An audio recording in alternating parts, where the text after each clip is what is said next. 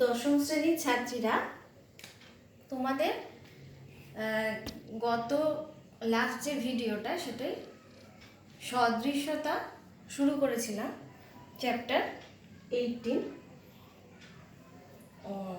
তার প্রথম যে এক্সারসাইজটা সেটা হয়ে গেছে। আজকে তারপর থেকে বলছি। আচ্ছা, দুটো ত্রিভুজের যদি অনুরূপ কোণগুলো সমান হয়, তাহলে তাদেরকে আমরা কি বলবো? সদৃশ কোণী ত্রিভুজ।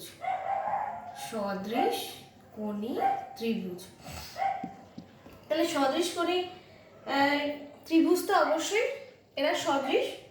তাহলে এদের বাহুগুলো কি হবে? আগের দিন আমরা যে দুটো সমবাহু ত্রিভুজ দেখিয়েছিলাম, একটা 3 সেন্টিমিটার, একটা 4 সেন্টিমিটার, তারা কি হচ্ছে? তাদের অনুরূপ কোণগুলো সমান হচ্ছে, আর বাহুগুলো কি হচ্ছে? অনুরূপ বাহুগুলো সমানুপাতি হচ্ছে। তাহলে সদৃশ কোণী ত্রিভুজের কি হয়? ত্রিভুজ দুটো সদৃশ হচ্ছে আর অনুরূপ বাহুগুলো কি সমানুপাতে থাকছে। গণিতজ্ঞ থ্যালাসের একটা উপপাদ্য আছে, যার স্টেটমেন্টটা এরকম যে কোনো ত্রিভুজের কোনো বাহুর সমান্তরাল সরলরেখা অপর দুটি বাহু বা তাদের বর্ধিত বাহুকে সমানুপাতে বিভক্ত করে। তাহলে কোনো ত্রিভুজে, ধর এবিসি একটা ত্রিভুজ, তার যে কোনো বাহুর সমান্তরাল সরলরেখা, যে কোনো বাহু ধরে নিলাম বিসি এর একটা সমান্তরাল সরলরেখা নিলাম এক্স ওয়াই। তার মানে কি? এক্স ওয়াই আর বিসি সমান্তরাল। অপর দুটি বাহু মানে এবি আর এসি কে কি করে? অপর দুটি বাহুকে বা তাদের বর্ধিত বাহুকে সমানুপাতে বিভক্ত করে। তার মানে ax is to xb equal to ay is to yb। তাহলে দেখো স্টেটমেন্টটা কি? তাহলে যে কোনো ত্রিভুজের কোনো বাহুর সমান্তরাল সরলরেখা অপর দুটি বাহুকে সমানুপাতে বিভক্ত করে। একটা সরলরেখাকে একটা নির্দিষ্ট অনুপাতে বিভক্ত করার মানেটা কি? ধরো এই এবি সরলরেখাংশের মধ্যে পি যে কোনো একটা বিন্দু, এটার অর্থ হচ্ছে এই পি বিন্দুতে এবি সরলরেখাটা এপি ইজ টু পিবি অনুপাতে অন্তর্বিভক্ত হয়েছে। অন্তর্বিভক্ত মানে যেহেতু পি বিন্দুটা এবি সরলরেখাংশের উপর আছে, এবার পি বিন্দুটা যদি এবি এর মধ্যবিন্দু হয়, তখন কি হবে? এপি বাই পিবিটা 1 হয়ে যাবে, তাই তো? আর ধরো পিটা এর দিকে আছে, তাহলে এপি বাই পিবিটা তখন কি হবে? অবশ্যই লেস দ্যান 1 হবে। কেন? এপির দৈর্ঘ্যটা অনেক ছোট হবে পিবি এর তুলনায়। তাহলে এই ভগ্নাংশটা, যে অনুপাতটা আমরা পাবো, সেটা লেস দ্যান 1 হবে। আর পি বিন্দুটা যদি বি এর কাছাকাছি থাকে, বি বিন্দুর, তখন কি হবে? তখন এপি বাই পিবিটা গ্রেটার দ্যান 1 হবে। তখনটা এপিটা পিবির থেকে অনেকটা বড় হয়ে যাবে। এগুলো সবকটা ক্ষেত্রেই কিন্তু দেখো পিটা অন্তর্বিভক্ত করছে এবিকে। আর বহির্বিভক্ত মানে যদি পি বিন্দুটা এই বি সরলরেখাংশের বাইরে অবস্থান করে, ধরো এইখানে আছে, তাহলে পি বিন্দুটা বর্ধিত এবি সরলরেখাংশের উপর আছে, এবি এর বাইরে, তখন এবিটা পি বিন্দু দ্বারা কিভাবে বিভক্ত হচ্ছে? AP is to BP. AP is to BP, তখন এপি বাই বিপিটা অবশ্যই গ্রেটার দ্যান 1। আর যদি পি বিন্দুটা এদিকে থাকে মানে এর কাছাকাছি,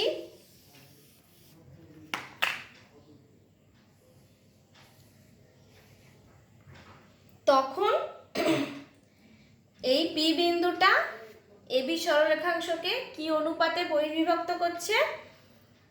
এপি বাই বিপি, সেটা কি হবে? Less than 1। আশা করি এটা বুঝতে পারলে যে একটা সরলরেখাংশকে একটি নির্দিষ্ট অনুপাতে বিভক্ত করা বলতে কি বোঝায়। এবার থ্যালাসের যে উপপাদ্যটা পেলে, স্টেটমেন্টটা, ওই রেজাল্ট দিয়ে কতগুলো প্রয়োগ আছে।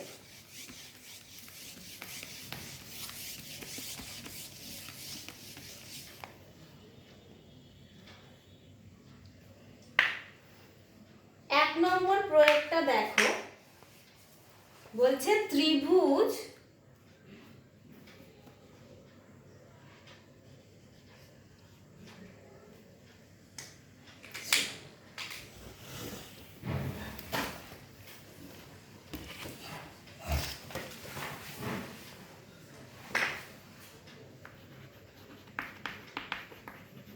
প্রয়োগ 1 কি বলছে? ত্রিভুজ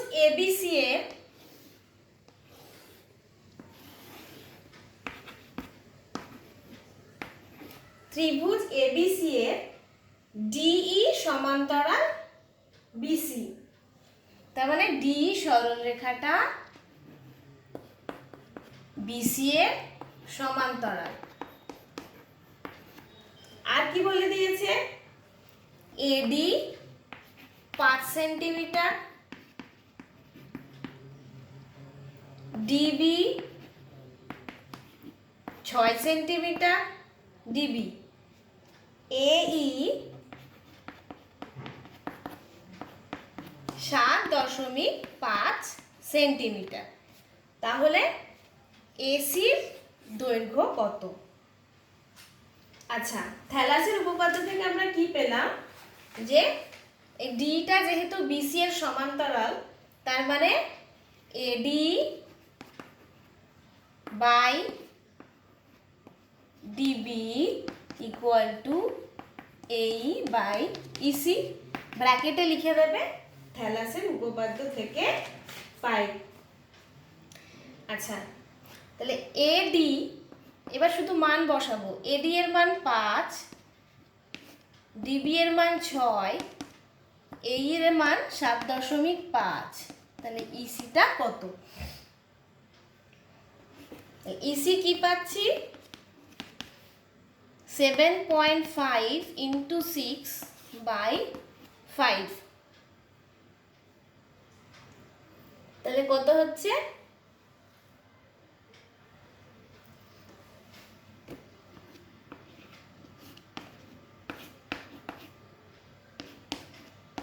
9।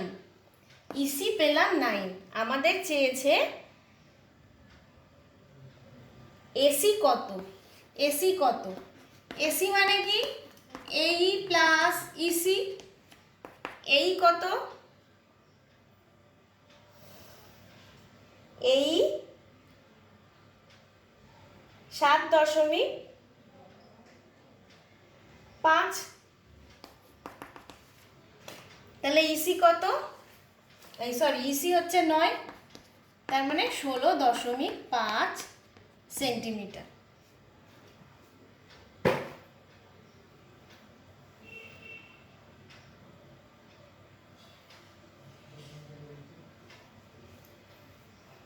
এই 7.5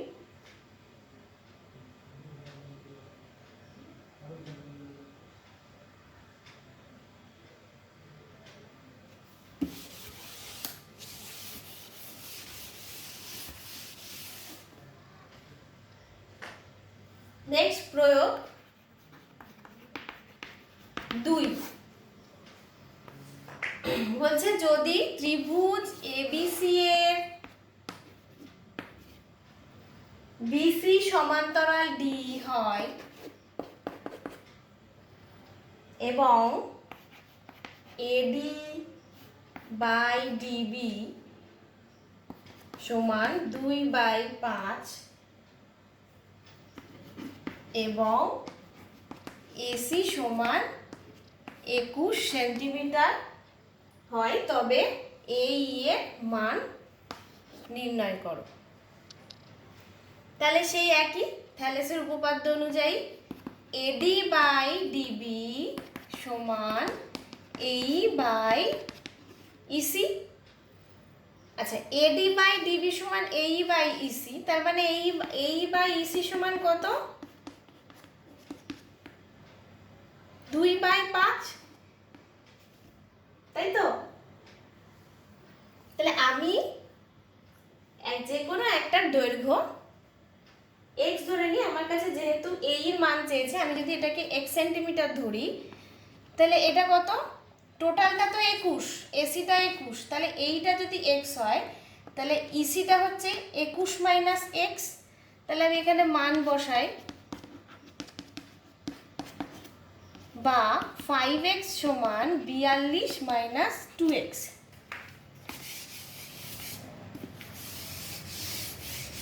বা কি পাচ্ছি? 7x ইকুয়াল টু 42, অতএব x ইকুয়াল টু 6, অর্থাৎ এই দৈর্ঘ্য 6 সেন্টিমিটার। এবার চলে যাও প্রয়োগ 3 তে।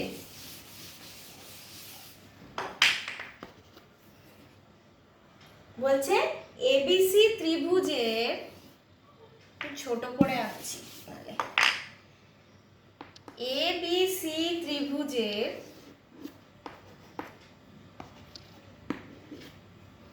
বিসি বাহুর সমান্তরাল সরলরেখা এবি ও এসি কে যথাক্রমে ডি ও ই বিন্দুতে ছেদ করে। এই সমান্তরাল সরলরেখা এবি কে ডি এবং এসি কে ই বিন্দুতে ছেদ করে। এই সমান 2AD, এই সমান 2AD হলে ডিবি ইস টু ইসি, এইটা বার করতে হবে। D B is to E C. থ্যালেসের উপপাদ্য থেকে আমরা কি পাবো? যেহেতু ডিটা সমান্তরাল, এডি বাই ডিবি সমান এই বাই ইসি, বা ডিবি বাই ইসি সমান এডি বাই এই। আচ্ছা, এই মানে 2AD, তার মানে এডি বাই এই জায়গায় আমি 2AD বসিয়ে দিলাম, পেলাম হাফ। তাহলে ডিবি বাই ইসি সমান হাফ, অর্থাৎ ডিবি ইস টু ইসি সমান 1:2।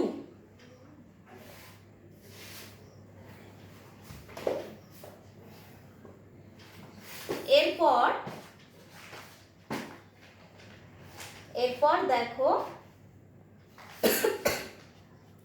প্রয়োগ 6।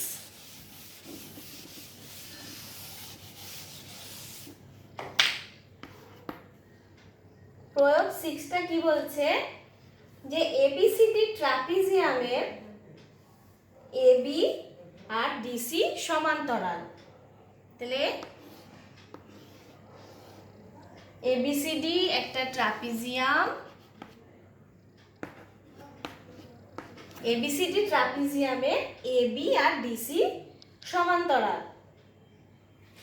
এবি সমান্তরাল সরলরেখা এডি ও বিসি কে যথাক্রমে, এবি এর একটা সমান্তরাল সরলরেখা এডি ও বিসি কে যথাক্রমে ই এবং এফ বিন্দুতে ছেদ করে। প্রমাণ করতে হবে কি? এই ইস টু ইডি সমান BF is to FC, BF is to FC, এটা প্রমাণ করতে হবে। এই প্রমাণটা করার জন্য অঙ্কন এসি যুক্ত করলাম। কেন এসি যুক্ত করলাম? আমরা যে ত্রিভুজের একটা বাহুর সমান্তরাল সরলরেখা দিয়ে যে এটা রেজাল্টটা পেলাম সেটা ত্রিভুজের ক্ষেত্রেই পেয়েছি, সেই জন্য আমরা এসিটা যুক্ত করাতে দেখো দুটো ত্রিভুজ উৎপন্ন হয়েছে। এডিসি ত্রিভুজ এডিসি, এডিসি এর কি, আচ্ছা একটা জিনিস দেখো, এই যে এসি বিন্দুটা যে এ আর সি বিন্দু যুক্ত করলাম, এই এসি সরলরেখাটা ইএফ কে একটা বিন্দুতে ছেদ করেছে, এই বিন্দুটার নাম দিলাম জি।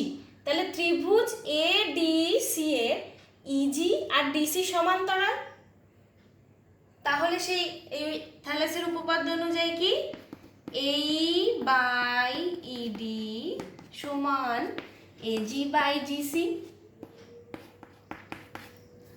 এক নম্বর। আবার সি এ বি এই ত্রিভুজের কি জিএফ আর এবি সমান্তরাল, তার মানে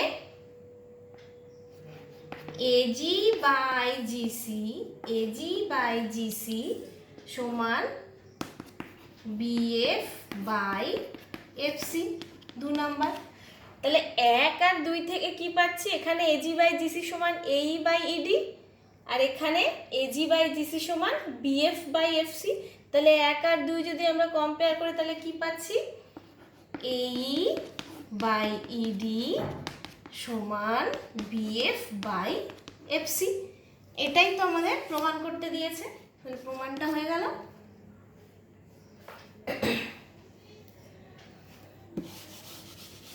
এবার যাও প্রয়োগ 8।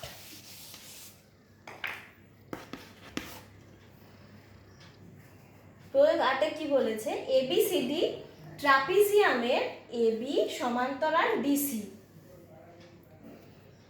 এবিসিডি ট্রাপিজিয়াম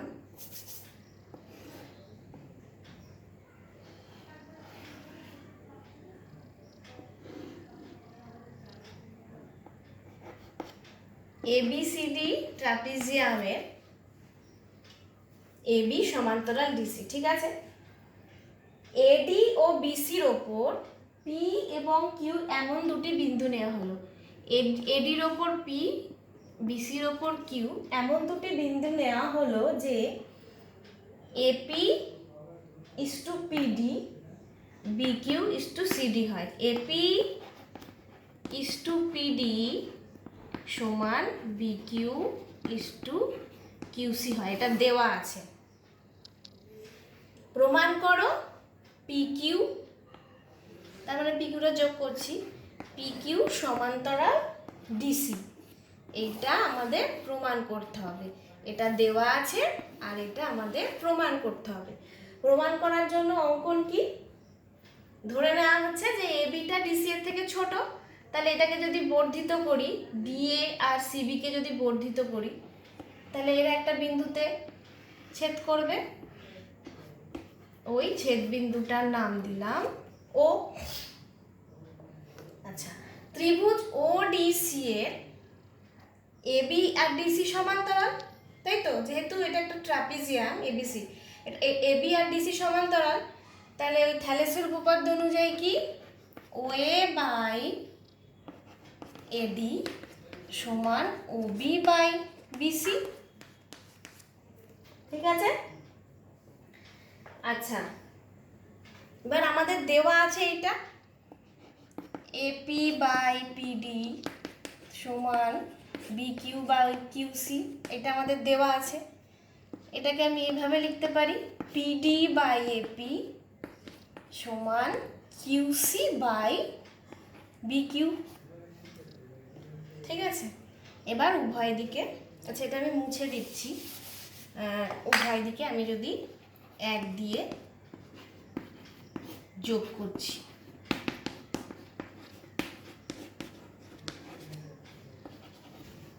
তাহলে কি হচ্ছে, AD AD plus PD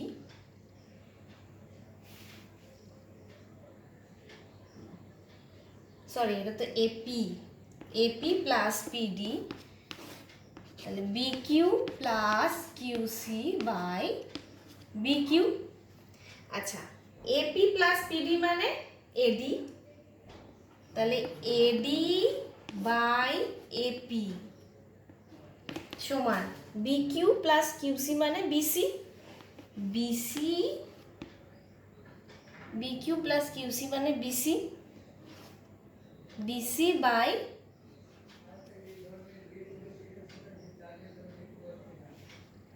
bq. তাহলে এটাকে 2 নাম্বার দিলাম, এখানে 1 আছে, এখানে 2, মাঝেগুলো মুছে দিচ্ছি। এবার 1 আর 2 থেকে দেখো কি পাচ্ছি, O A by A D, A D by AP সমান, তাহলে কি লিখবো, O B by B C into B C by bq. তাহলে এখানে এডি এডি কাটছে, কি পাচ্ছি, ও এ বাই এপি সমান O B by B Q, O A by AP সমান ও বি বাই বিকিউ। তাহলে ত্রিভুজ ও পি কিউ, ত্রিভুজ ও পি কিউ এর কি, এটা হচ্ছে ও এ বাই এপি সমান ও বি বাই বিকিউ। তাহলে একটা ত্রিভুজের এই সরলরেখাটা এই ওপি আর ও কিউকে এ আর বি বিন্দুতে ছেদ করেছে এবং তার ফলে এই যে অনুপাতগুলো সমান হচ্ছে, সেটা কখন সম্ভব, যদি এ বি সমান্তরাল পি কিউ হয়। আর আমরা কি জানি, যেহেতু ট্রাপিজিয়াম এটা, তাহলে আর বলেই দেওয়া আছে এ বি সমান্তরাল ডিসি, এ বি সমান্তরাল পি কিউ, আবার এ বি সমান্তরাল ডিসি, সেটা কখন সম্ভব, যদি পি কিউ সমান্তরাল ডিসি হয়। তাহলে আমাদের তো এটাই প্রমাণ চেয়েছে, তাহলে প্রমাণিত। আচ্ছা, আর একটা দুটো কয়েকটা প্রয়োগ আছেই 18.2 এর আগে, এই সেগুলো তোমরা একটু দেখো, এর পরের দিন এক্সারসাইজের কয়েকটা প্রবলেম সলভ করে দেবো।